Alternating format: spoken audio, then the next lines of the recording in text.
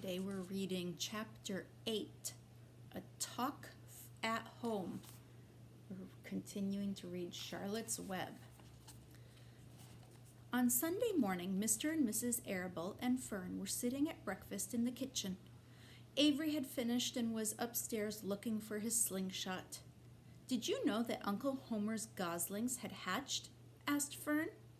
"How many?" asked Mr. Arable. "7," replied Fern. "There were 8 eggs, but one didn't hatch, and the goose told Templeton she didn't want it any more, so he took it away." "The goose did what?" asked Mrs. Arable, gazing at her daughter with a queer, worried look. "Told Templeton she didn't want the egg any more," repeated Fern. "Who is Templeton?" asked Mrs. Arable. "He's the rat," replied Fern. "None of us like him much." "Who's us?" asked Mr. Arable. "Oh, everybody in the barn cellar. Wilbur and the sheep and the lambs and the goose and the gander and the goslings and Charlotte and me." "Charlotte?" said Mrs. Arable. "Who's Charlotte?" "She's Wilbur's best friend. She's terribly clever." "What does she look like?" asked Mrs. Arable. "Well," said Fern thoughtfully, "she has 8 legs. All spiders do, I guess." "Charlotte is a spider?" asked Fern's mother. Fern nodded. "A big gray one. She has a web across the top of Wilbur's doorway. She catches flies and sucks their blood. Wilbur adores her."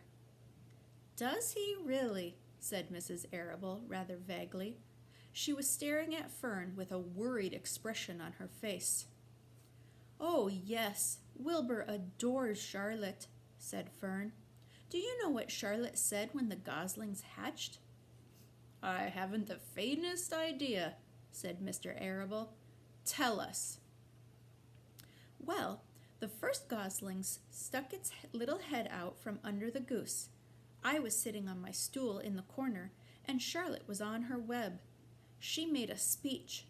She said, 'I am sure that every one of us here in the barn cellar will be gratified to learn that after 4 weeks of unremitting effort and patience on the part of the goose, she now has something to show for it.' Don't you think that that was a pleasant thing for her to say?" "Yes, I do," said Mrs. Arable. "And now, Fern, it's time to get ready for Sunday school. And tell Avery to get ready. And this afternoon you can tell me more about what goes on in Uncle Homer's barn.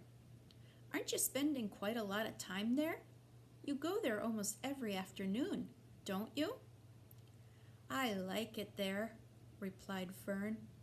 She wiped her mouth and ran upstairs. After she had left the room, Mrs. Arable spoke in a low voice to her husband. "I worry about Fern," she said. "Did you hear the way she rambled on about the animals, pretending that they talked?"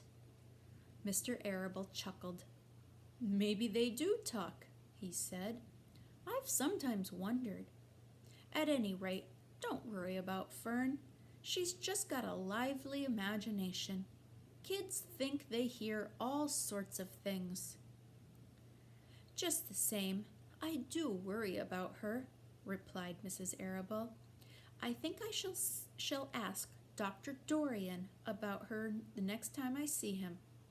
He loves Fern almost as much as we do, and I want him to know how queerly she is acting about that pig and everything. I don't think it's normal. You know perfectly well, animals don't talk."